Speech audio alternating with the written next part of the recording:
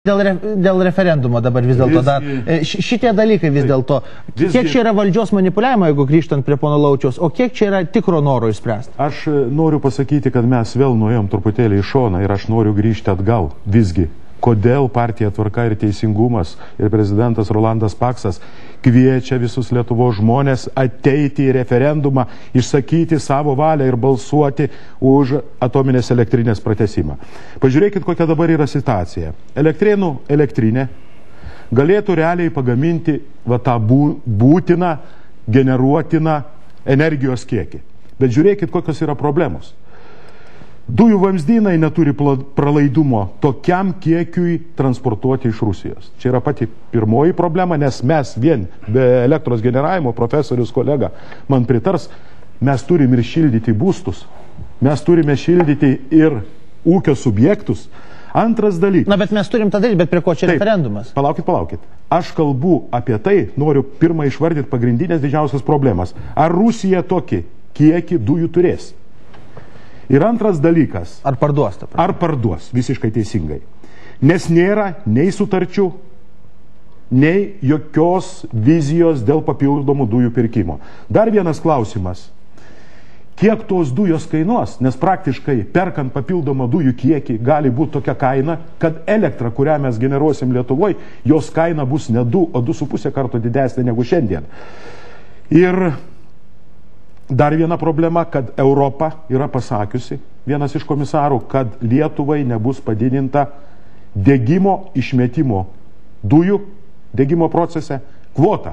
Ką tai reiškia? Tai reiškia, mes praktiškai elektrėnuose tą reikiamą kiekį, kurį elektrėnai galėtų pagaminti, negalėsim pagaminti. Ir dabar aš noriu prieiti prie jūsų iš karto užduoto klausimo. Tai yra būtent, kodėl aš apie tai kalbu.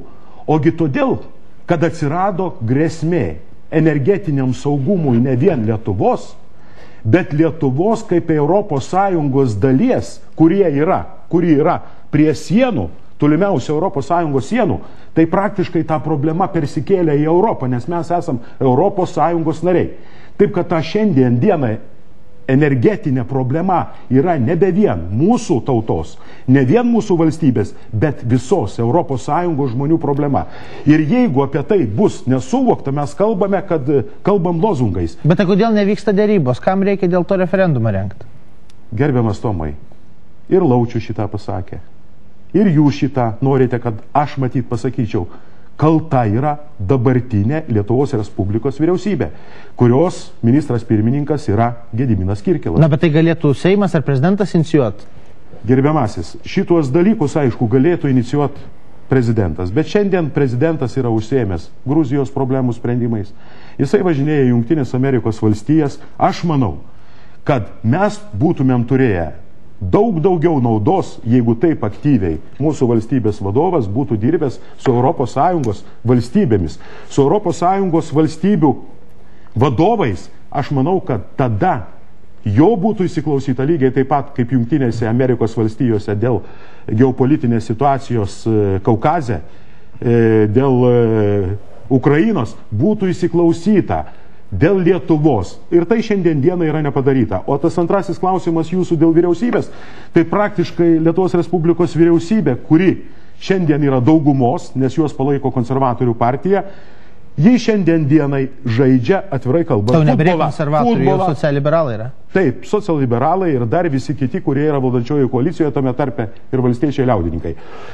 Ji žaidžia futbolą. Ką ji padaro?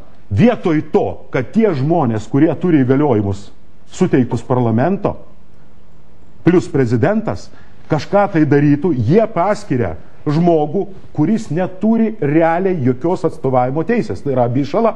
Ir paprasčiausia, Abišala padaro kaip žaibolaidį, kad pasakytų, kad visgi mums nepavyko nieko padaryti. Tai yra praktiškai nusikaltimas lietuvių tautai. Dėkui, Kauskas. Na, pats geriausias scenarijus, vat iš to, ką išvardino gerbiamas Liaučius, visgi yra scenarijus. Ir aš kviečiu, kad jis Lietuvoje būtų pasiektas. Kad Lietuvos žmonės ateitų į rinkimus. Bet jeigu jie ateis tie, kurie šiandien mus girdi, aš manau, kad bus vienas iš tų scenarijų, kuris yra labai blogas. Už tai kviečiu visus pakviesti kaimynus, draugus, giminės, pažįstamus, ateikite į referendumą. nes tas klausimas liečia ne tik kiekvieną dabar čia gyvenantį, bet tai liečia mūsų vaikus, mūsų anūkus, tai liečia valstybės ateitį. Nes situacija ir energetinis saugumas yra labai pasikeitęs nuo to laikotarpio, kai vyko dėrybos dėl stojimo į Europos Sąjungą. Mes turime gauti savo tautos pasitikėjimą ir pageidavimą, ką jinai nori. O paskui jau visi politikai, naujoji vyriausybė turi padaryti viską, kad tas tautos pageidavimas būtų įvykdytas. Ir kviečiu dar kartą, ateikite ir balsuokite, kad būtų pratęstas atominės elektrinės antrasis blokas.